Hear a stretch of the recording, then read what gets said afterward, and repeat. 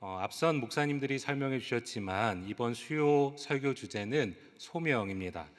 소명으로 주제를 정한 이유는 우리 교회를 섬기시는 그 부목사님들과 함께 각자가 받은 소명을 성경의 인물에 빗대어서 설교하기로 했기 때문입니다.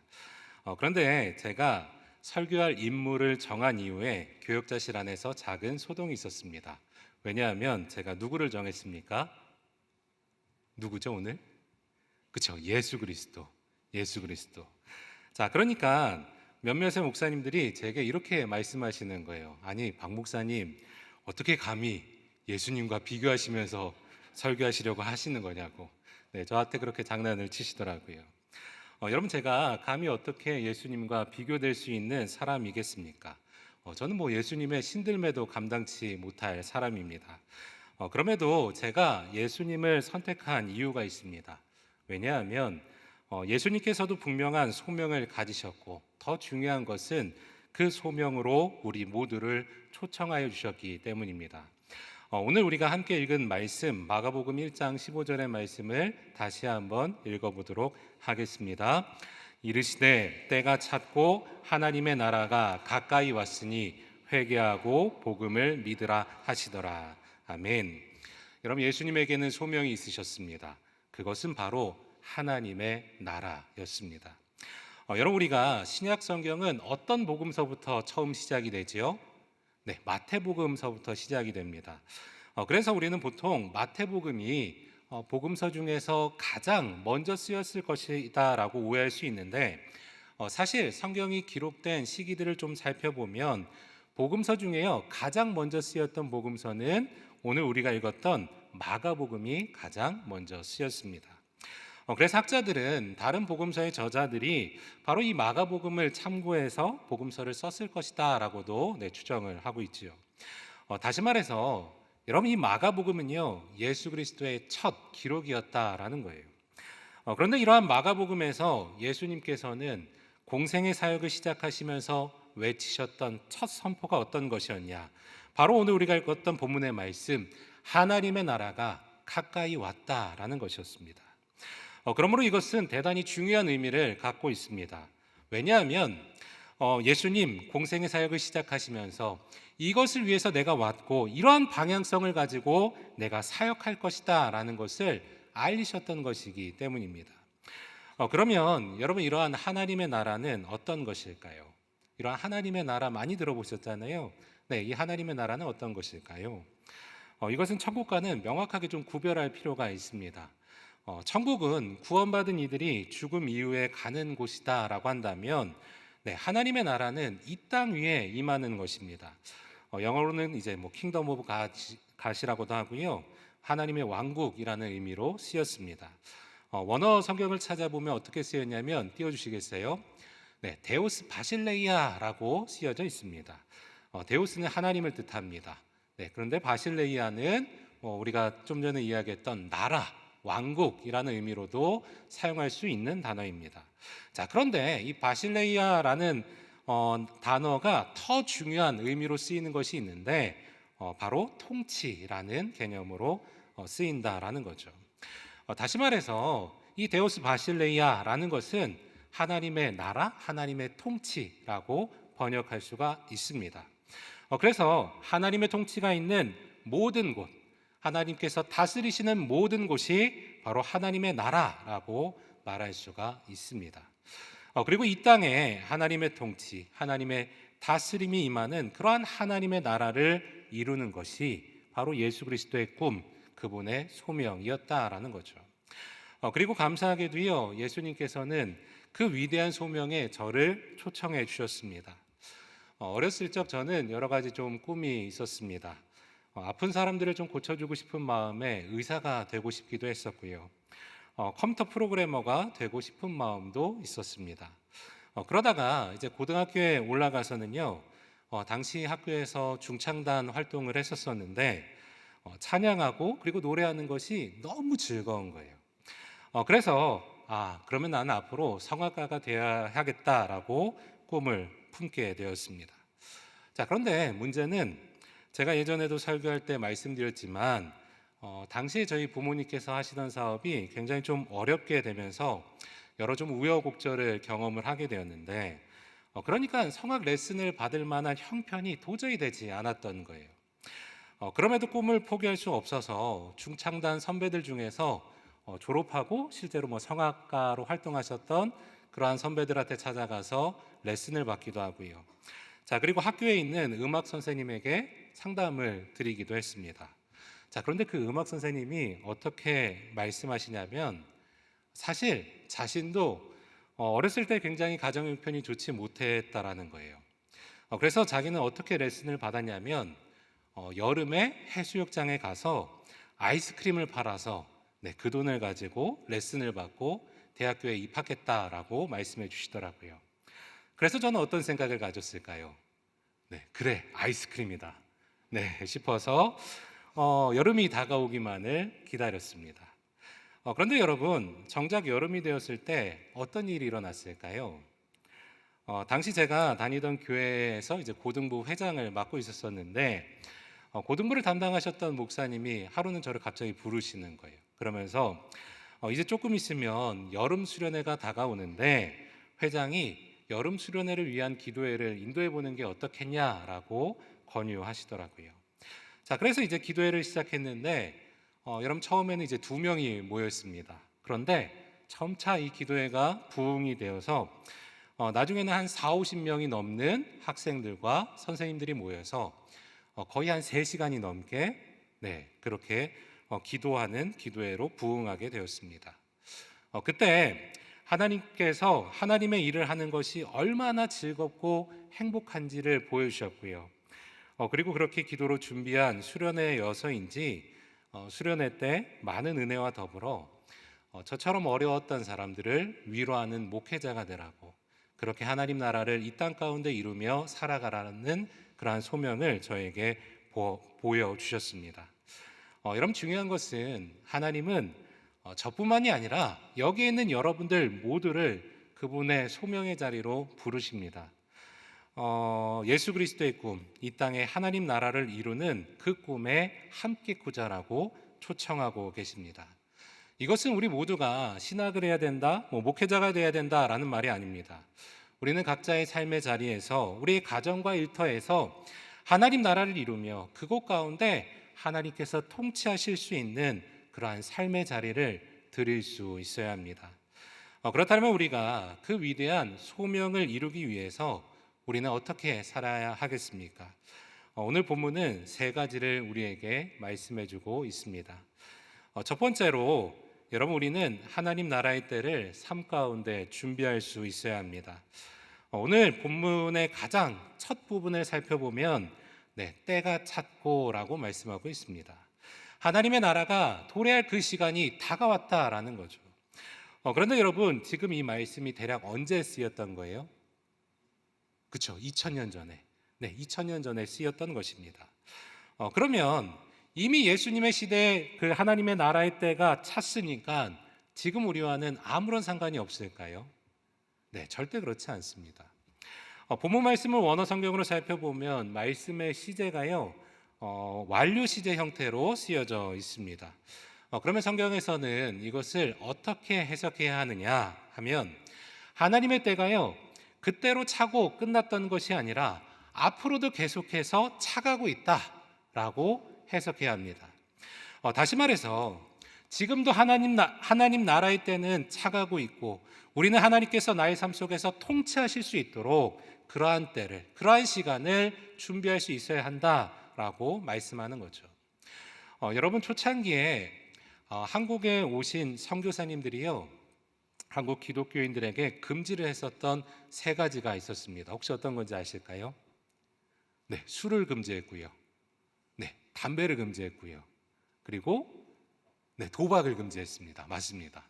술과 담배, 도박을 이렇게 금지를 했어요. 도박은 금지한 것은 충분히 좀 이해가 됩니다. 그런데 술과 담배는 사실 서양 기독교인들도 하던 거잖아요. 그럼에도 왜 금지를 시켰다는 걸까요? 왜냐하면 많은 사람들이요, 많은 그 한국의 당시의 사람들이 술과 담배 그리고 도박에 빠져서 하나님 나라의 때를 준비하지 못했기 때문입니다. 술에 취해서 널브러져 있는 사람들, 거리에는 토사물들이 막 넘쳐나고요. 그리고 꼭 술이랑 흡연을 하면 거기에서 투전판이 벌어졌다라고 합니다.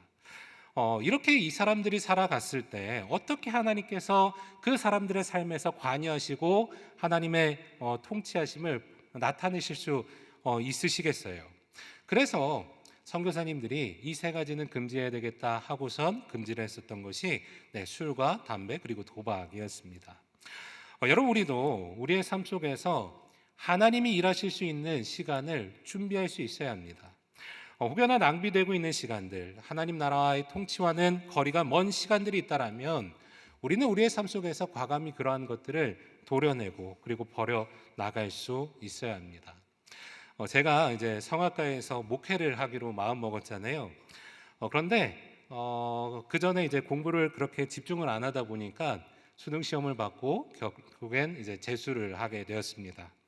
문제는 공부를 하려면 학원비가 꽤 많이 필요하더라고요. 그래서 이제 편의점 야간 아르바이트도 하고요. 새벽엔 신문도 돌리고 그러다가 이제 좋은 기회가 되어서 재수 종합학원에 근로장학생으로 들어가게 되었습니다. 칠판 닦고 청소하면서 이제 학원비를 면제 받았던 거죠. 그때 제가 공부를 하면서 썼던 달력이 있는데 한번 보여주시면 아직도 갖고 있습니다. 너무 소중해서. 아침 9시부터 새벽 2시까지의 일과를 적어놨던 거예요. 그래서 일과를 다 했다라면 동그라미를 치고 하나라도 못했다라고 하면 세모를 치고 절반 이상 못했다라고 하면 X 표시를 체크했습니다. 그래도 동그라미가 꽤 많죠. 자, 그리고 토요일, 주일은 아무것도 안 써 있는데 동그라미가 되어 있습니다. 왜 그랬을까요? 하나님께 온전히 드렸던 시간이었기 때문입니다. 자, 그리고 위아래 보시면 제가 이렇게 써놓은 글이 있더라고요. 실수를 2번 이상 반복하는 것은 바보나 하는 짓이다. 나에게 시간의 낭비는 사치일 뿐이다. 이렇게 적혀 있는데 달력을 볼 때마다 그 글을 되새기면서 공부를 했더랬습니다. 왜 그렇게까지 했을까요? 하나님의 때를 낭비하고 싶지 않았기 때문입니다. 나를 목회자의 자리로 부르셨고 나의 삶 속에서 하나님의 나라, 하나님의 통치가 나타나야 하는데 그 시간들을 소비하고 싶지 않았기 때문에 어떻게든 최선을 다해서 아르바이트도 하고 근로장학생도 하면서 공부를 해 나갔던 거죠. 저뿐만 아니라 사실 우리 모두는 각자의 삶에서 하나님께서 일하실 수 있는 그러한 시간들을 준비할 수 있어야 합니다. 여러분, 혹여나 지금 나의 삶 속에서 하나님 나라와 무관하게 흘려보내는 시간들이 많이 있지는 않으십니까? 스마트폰이나 아니면 의미 없는 그러한 영상에 빼앗기는 시간들이 많이 있지는 않으십니까? 어쩌면 이러한 것들이 오늘날 우리가 끊어내야 할 술과 담배 그리고 도박일지도 모르겠습니다. 우리는 그렇게 낭비되는 시간들을요 과감히 도려내고 그리고 하나님 나라를 위하여서 시간을 들여야 하고요, 그리하여서 하나님께서 우리의 삶에서 주님의 나라를 이뤄가실 수 있도록 도울 수 있어야 합니다. 두 번째로 여러분, 우리가 하나님 나라의 소명을 이루기 위해서는 회개할 수 있어야 합니다. 얼마 전에 이제 제가 자녀들을 데리고요 물놀이를 갔던 적이 있습니다. 워낙 날씨가 더웠기 때문에 몸 곳곳에 이제 선크림을 바르고 아이들과 그렇게 물놀이를 하고 왔습니다. 자, 그런데 이제 저녁이 되었는데요. 선크림을 그렇게 발랐음에도 불구하고 탄 부분이 있더라고요. 어디가 탔을까요? 목 아래쪽에 여기가 역삼각형 모양으로 여기만 이렇게 탔더라고요. 여러분, 그런데 우리가 회개를 할 때요 마치 선크림을 바르듯이 회개할 때가 있습니다.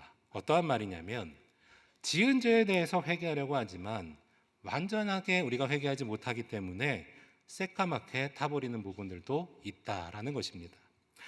때로는 회개할 것을 잊어버리기도 하고요, 같은 죄를 반복하기도 하고 무지 중에 지은 죄들도 있습니다. 그러니까 완전히 회개하지는 못한다라는 거죠. 그래서 여러분, 성경에서 말하는 진정한 회개는 어떤 것이냐면요 방향성의 전환입니다. 방향성의 전환입니다.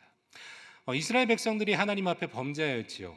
다시 회개하고 돌아선 때도 있지만 그들은 그럼에도 끊임없이 하나님을 배신하고 배반하였습니다. 그래서 하나님께서는 수많은 선지자, 예언자들을 보내셔서 선포하신 말씀은 슈브 이스라엘이었습니다. 그럼 슈브라는 단어는 어떤 의미냐면 돌아 나간 자들아 다시 돌아오라 라는 뜻을 갖고 있습니다. 죄의 방향성으로 떠나갔던 그러한 삶을 다시 하나님께로 방향성을 맞추어 살아가라 라고 하나님 말씀하여 주셨던 거예요. 여러분 성경에 보면 하나님께 쓰임받았던 여러 사람들이 있습니다. 그런데 그 사람들도요 보면 죄를 안 지었던 사람들은 전혀 없었습니다. 다윗도 하나님께 크게 쓰임받았지만 밧세바를 취하기 위해서 어떻게 했습니까? 자신의 충신이었던 우리아를 사지에 내몰기도 하였습니다. 모세도요 온유함이 지면의 모든 사람보다 더하더라 라고 하나님 칭찬하셨지만 그럼에도 불구하고 모세는 화를 주체하지 못하고 그 화를 이스라엘 백성들에게 표출하는 죄를 범하기도 하였습니다. 아브라함도요 자신이 죽을 위기가 되니까 자신의 아내를 누이로 속이며 목숨을 부지하고자 하였습니다. 그럼에도 이들이요 계속해서 하나님께 쓰임받았던 이유는 삶의 방향성을 하나님께 돌이키는 회개를 드렸기 때문입니다. 실수도 하고 잘못도 하지만 그들의 삶의 방향성이 하나님께로 향해 있었기 때문에 그들은 죄의 길에서 다시 소명의 자리로 돌아가 쓰임받았던 사람들이 되었던 것입니다. 여러분 우리도 하나님 나라의 소명을 이루기 위해서는 방향성의 전환을 이루는 회개를 해야 합니다. 단순히 몇 가지 죄의 고백에서 끝나지 않고 삶 전체가 하나님과 발맞추어 살아가는 것입니다. 그래야 할 때 때로는 잘못도 하고 실수도 하지만 그럼에도 우리는 소명의 길에 하나님 나라의 길에 서 있을 수 있는 것입니다. 이것은 마치 등산을 하다가요 나침판을 보고 가는 것과 같습니다. 때로는 실수로 잘못된 길에 들어설 수도 있지요. 그러나 결국 나침반이 가리키는 그러한 방향을 통해 목적지에 도달하듯 우리는 회개란 나침반을 통해서 삶의 발걸음을 주님께로 완전히 옮길 수 있어야 합니다.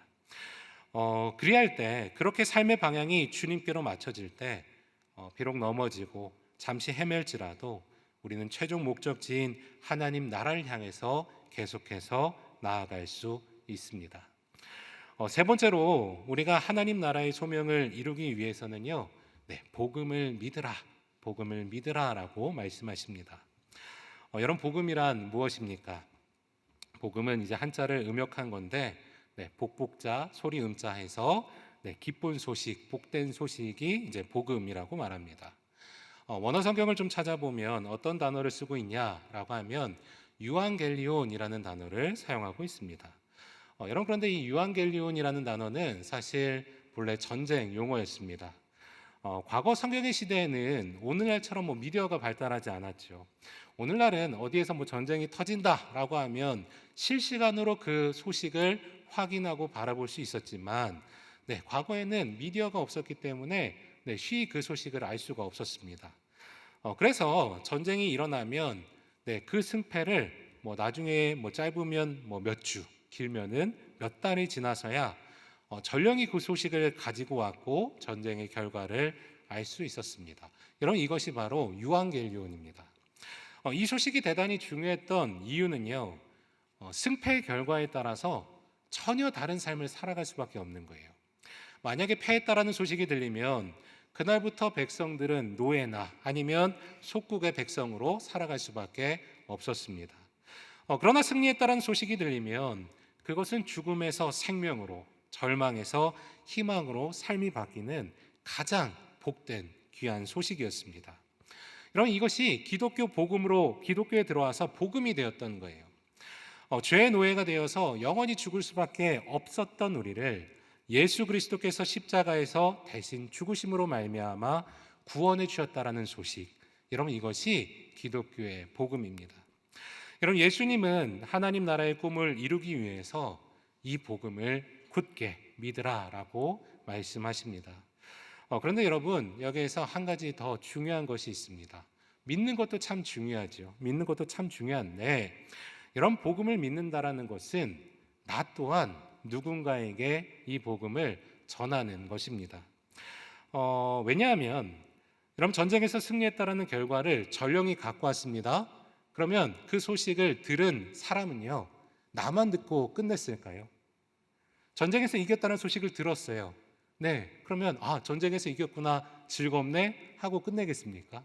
아니겠죠. 자신의 삶의 모든 자리에 가서 가족들에게, 친족들에게, 이웃들에게 전쟁에서 이겼다라고 그 소식을 전할 것입니다. 이런 마찬가지로 우리가 예수 그리스도의 복음을 믿는다라면, 그 소식을 들은 사람이라고 한다면, 여러분, 우리는 우리를 대속해 주셨고 구원해 주셨다라는 그 소식을 전할 수 있는 복음의 전령 되어야 합니다. 나만 믿고 지나치고 끝나는 것이 아니라 만나는 모든 이들에게 이 복음의 전령으로서 살아갈 수 있어야 한다라는 것입니다. 여러분, 그리할 때 우리의 삶 주변에는 하나님 나라가, 하나님의 통치가 임할 수 있는 것입니다. 이제 말씀을 좀 맺으려고 합니다. 네, 얼마 전에 저희 교회 어떤 목사님이 제 예전 사진을 보고 싶다고 보여달라고 하시더라고요. 그래서 이제 보여드렸는데 깜짝 놀라셨습니다. 그러면서 하시는 말씀이 이렇게 말씀해 주셨어요. 이제는 좀 목사 같아 보이시네요. 네, 말씀해 주셨습니다. 아무래도 예전의 삶의 고난으로 인해서 찌들었고 굉장히 또 날카로웠던 그러한 인상에서 그래도 지금은 좀 유하게 변했나 봅니다. 저는 이 이야기를 듣고 어떤 생각이 들었냐면, 그래도 내가 조금은 예수님의 소명을 나의 삶에서 이뤄가고 있구나라는 생각을 가져보았습니다. 왜냐하면 여러분, 삶이 변할 때 인상도 좀 달라지지 않습니까? 네, 그렇기 때문에 그런 생각을 가져보았습니다. 여러분, 예수님께서는 이 땅을 향한 위대한 꿈, 간절한 소명이 있으셨습니다. 그것은 바로 우리가 살아가는 이 땅, 우리의 가정과 일터와 삶의 모든 현장 가운데 하나님의 공의와 사랑의 통치가 실현되는 하나님 나라를 이루는 것이었습니다. 그리고 오늘 그 위대한 꿈에 저뿐만 아니라 여기 있는 우리 모두를 초청해 주십니다. 우리가 그 부르심 앞에 아멘으로 화답할 수 있기를 바라고, 그리고 그것을 실현하기 위해서 세월을 아끼고 삶의 방향을 전환하는 진정한 회개를 드리며, 그리고 복음을 믿고 전하는 복음의 전령으로 살아갈 수 있는 사랑하는 우리 모든 상당의 성도들 되기를 주님의 이름으로 축복합니다. 그러한 여러분들의 삶을 주님께서는 하나님의 나라로, 하나님의 통치하심으로 채워 가실 것입니다. 사랑과 은혜가 풍성하신 하나님 아버지, 오늘 말씀을 통해 우리를 향한 주님의 거룩한 부르심을 다시 한번 깨닫게 하시니 감사드립니다. 세상에 작은 꿈을 쫓던 우리의 발걸음을 멈추게 하시고 이 땅에 하나님 나라를 이루어가는 위대한 소명에 결단하는 우리 모두가 되게 하여 주옵소서. 주신 시간을 거룩하게 구별할 줄 아는 지혜를 주시고 죄악된 길에서 돌이키는 참된 회개를 하길 원합니다. 주님께서 아버지 하나님 동행할 수 있도록 주여 허락하여 주시옵소서. 우리를 구원하신 복음의 능력을 힘입어 담대히 또한 그 기쁜 소식을 전하는 우리 모두가 되길 원합니다. 우리를 사용하여 주옵소서.